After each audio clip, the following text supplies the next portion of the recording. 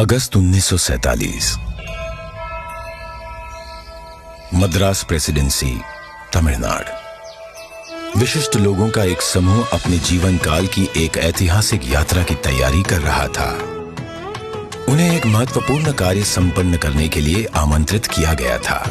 एक शासक से दूसरे शासक को सत्ता हस्तांतरण की प्रक्रिया को विधि विधान के साथ पूर्ण करने का कार्य सौंपा गया था। किस दिशा में कूच कर रहे थे ये लोग? दिल्ली। भारत अपनी स्वतंत्रता के समीप था। ब्रिटिश शासन से मुक्ति की बेला थी। स्वराज के लिए संघर्ष में हजारों गिरफ्तार हुए और मारे गए और दशकों बाद राष्ट्र अपनी लक्ष्य के समीप था। वो लक्ष्य था स्वाधीनता, स्वतंत्रता। अब अंतिम वाइसरॉय लॉर्ड माउंटबेटन को एक महत्वपूर्ण कार्य करना था, भारतीयों को उनका स्वराज्य सौंपने का कार्य। परंतु उनके सामने एक सवाल था, स्वराज्य को किस प्रकार सौंपा जाए? ऐसे में हाथ मिलाने की रस्म शायद ही काम आए। तो इस गौरवशाली क्षण के प्रतीक के रूप में कौन सी रस्म अपनाई जाए? उन्होंने पंडित जवाहरलाल नेहरू के सामने अपना ये सवाल रखा। यह एक उचित सवाल था जिसके बारे में विचार विमर्श की आवश्यकता थी। नेहरू जी ने यह प्रश्न जाने माने स्वतंत्रता सेनानी श्री सी राजगोपालाचारी के सामने रखा, जिन्हें राजा जी के नाम से जाना जाता था। वे तमिलनाडु से थे। नेहरू राजा जी की विद्वता और भारतीय परंपराओं और सभ्यताओं पर उनके ज्ञान का सम्मान करते थे। राजा जी को इसका समाधान भारत के गौरवशाली अतीत में मिला। तमिलनाडु के चोला साम्राज्य में, जो भारत के प्राचीनतम और दीर्घकाल तक चलने वाले साम्राज्यों में से एक था, एक चोला सम्राट से दूसरे सम्राट को सत्ता का हस्तांतरण नीति परायणता के प्रतीक अर्थात सेंगोल सौंप कर किया जाता था। भगवान शिव के आशीर्वाद का आवाहन करते हुए उस समय के महंत द्वारा सेंगोल को आशीष प्राप्त होता था। क्योंकि चोला शिव के प्रबल भक्त थे, उनके द्वारा स्थापित हजारों वर्ष पुराने मंदिरों में आज भी पूजा की जाती है। राजा जी ने इसी परंपरा और समारोह के आयोजन की सलाह दी, जिसे नेहरू जी ने स्वीकार किया। राजा जी ने बिना समय गवाए इस समारोह के लिए प्रमुख धार्मिक मठ या आश्रम तिरुवावड़दुरई आदीनम से संपर्क किया, जिसे 5 सदियों पहले स्थापित किया गया था और ये तब से चोला भूमि के केंद्र में स्थित है और आज तक कार्यरत है। तत्कालीन मठ प्रमुख 20वें गुरु महासन्निधानम श्रील श्री अंबलवाना देशिका स्वामी ने अपनी अस्वस्थता के बाद भी इस कार्य को स्वीकार किया। उन्होंने सेंगोल बनाने का दायित्व मद्रास के प्रसिद्ध स्वर्णकार वुम्मड़ी बंगारू को सौंपा। सेंगोल के शीर्ष पर नंदी विराजमान थे, जो कि शक्ति, सत्य और न्याय के प्रतीक हैं। सेंगोल बनाने के समय को याद करते हुए 96 वर्षीय श्री वुम्मड़ी एतिराजुलु कहते हैं, आदीनम किसी की सिफारिश पर हमारे पास सेंगोल का निर्माण का न्योता लेकर आए थे।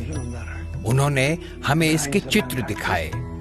यह एक गोल लंबाकार वस्तु थी, जिसे बिल्कुल वैसे ही बनाना था।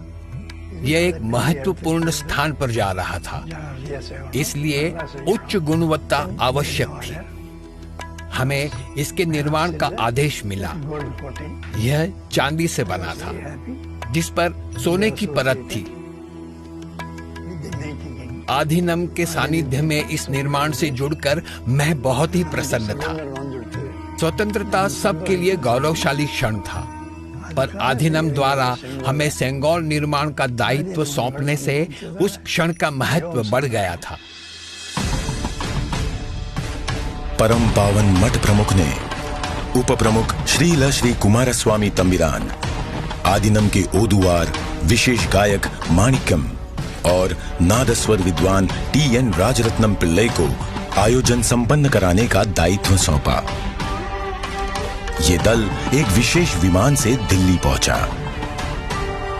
14 अगस्त 1947 की रात्रि को श्रील श्री कुमारस्वामी तंबिरान ने रीतिनुसार सेंगोल को लॉर्ड माउंटबेटन को सुपुर्द किया। और लॉर्ड माउंटबैटन से उसे पुनः स्वीकार किया। तत्पश्चात सेंगोल पर पवित्र जल छिड़का गया। शोभा यात्रा के रूप में इसे पंडित जवाहरलाल नेहरू के पास ले जाया गया। इस अवसर पर ओदुवार ने तमिल संत तिरुज्ञान संबंदर द्वारा रचित कोलर पदिगम से श्लोकों का पठन किया। महंत ने नेहरू जी को पीतांबर पहनाते हुए उन्हें रीतिनुसार सेंगोल सौंपा। अडियारगल वाणिल अरसालवार आणई नमते, अर्थात ये हमारा आदेश है कि ईश्वर के अनुयायी राजा स्वर्ग के समान शासन करेंगे। इस वाक्य से श्लोक का समापन हुआ। इस प्रकार 1000 वर्ष पूर्व की सभ्यतागत प्रथा के अनुसार दक्षिण और उत्तर के असाधारण एकीकरण द्वारा राष्ट्र को एक सूत्र में पिरोते हुए शासन का हस्तांतरण हुआ। तत्पश्चात नेहरू जी ने श्री राजेंद्र प्रसाद सहित कई नेताओं की उपस्थिति में सेंगोल को स्वीकार किया। आगे चलकर श्री राजेंद्र प्रसाद भारत के प्रथम राष्ट्रपति बने। इस ऐतिहासिक घटना का उल्लेख व प्रकाशन राष्ट्रीय और अंतर्राष्ट्रीय मीडिया में किया गया। 25 अगस्त 1947 की टाइम पत्रिका ने भी इसे प्रकाशित किया।